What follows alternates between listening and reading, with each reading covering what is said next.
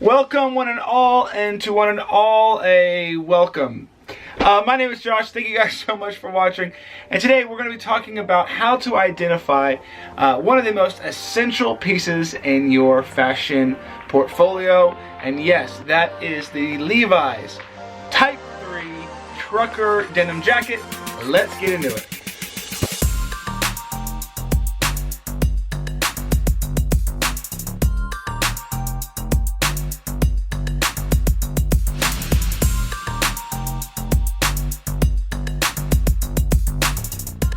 So Levi's has a rich history in jeans and pants, but they also have a rich history in denim jackets.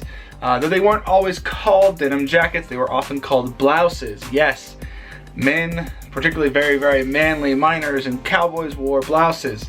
But later on were eventually called jackets, and denim jackets, jean jackets, whatever you have it. But there are three main categories for Levi's blouses or denim jackets.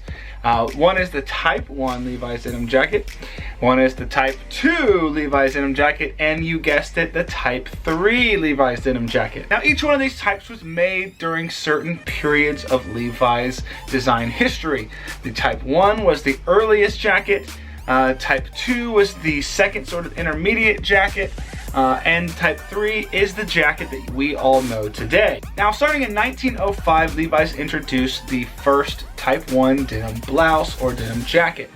In 1953, they introduced a Type 2, and in 1962, they first introduced the Type 3. Now, you can tell the Type 1 because it has one pocket right here, one pocket.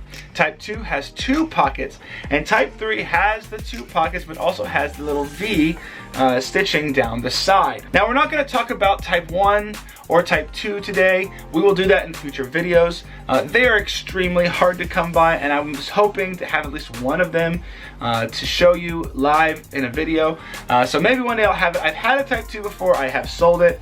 I've never even sniffed a Type 1, unfortunately. But Type 3 is the quintessential. It's the one everyone recognizes. If you close your eyes, that's probably what you're going to see.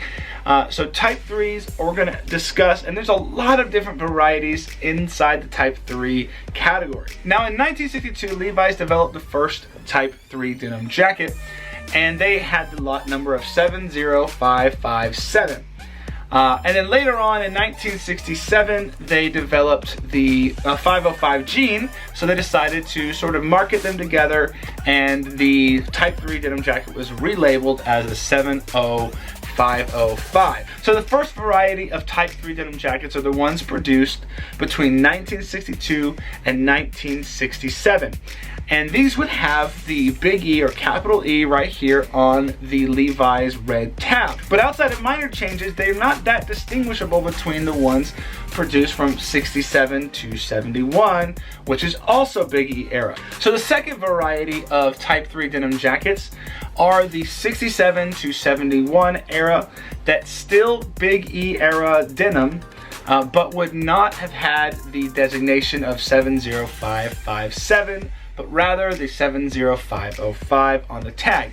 And because at this point care tags, washing instruction tags were required, they most likely would have those as well. So then the third type of Levi's Type 3 denim jackets were the post Big E era. So you would see the lowercase e on the red tab on the left breast pocket, and this was the version that lasted throughout the 70s. So the first three varieties of the Type 3 are all generally speaking structurally the same, with obviously those minor differences between the capital E on the tabs and the lowercase e on the tabs and the lot number designation, etc.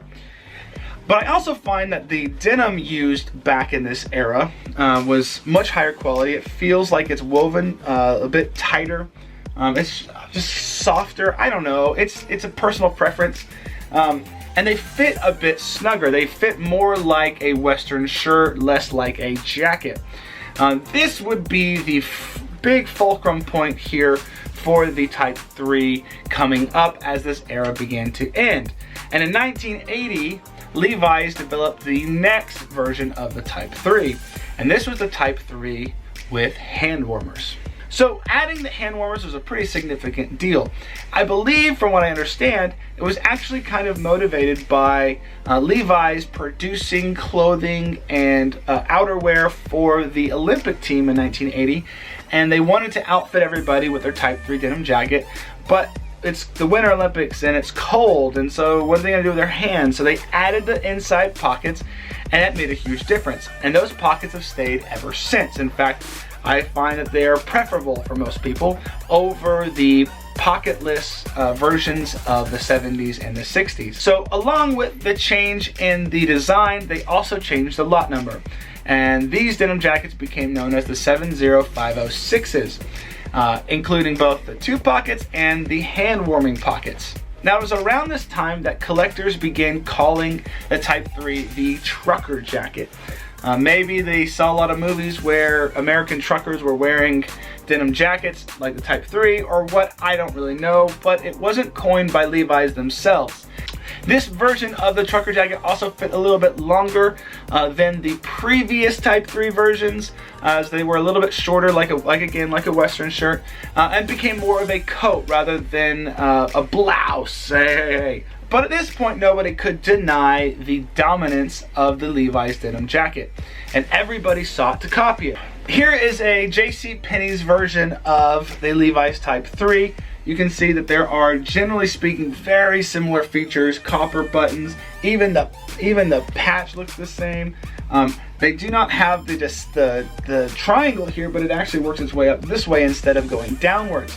So everybody wanted a little bit of piece of the pie on this jacket. It was just that quintessential and perfect. So the Type 3 design would be incorporated with a bunch of different other features. Some, like this youth jacket, would have the flannel line.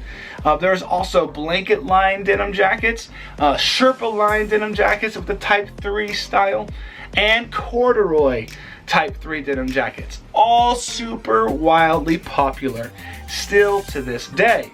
Now, the 70506 would largely remain untouched until the late 90s, when they got rid of the numeric sizing and got alpha sizing like large, medium, and small. And then they designated them as 70507s. And then there was a lot of other designations, like you can see this one right here. This is a women's cropped denim jacket, so it's very, very, very short here, down here.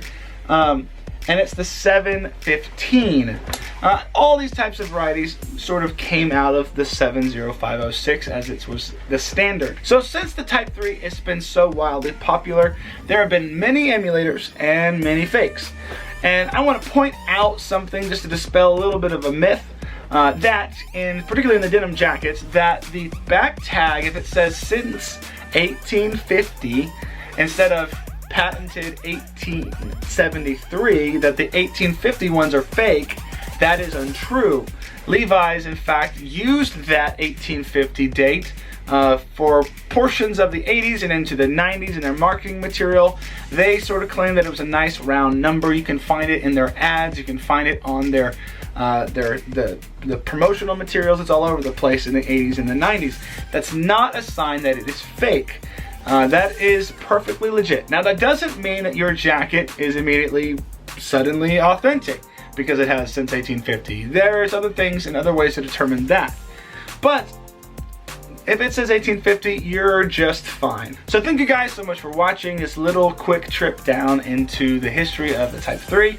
If you have questions about your Levi's, leave them in the comments below. I love answering them to the best of my ability. I love investigating and looking at all the curiosities that we find in the Levi's vintage world.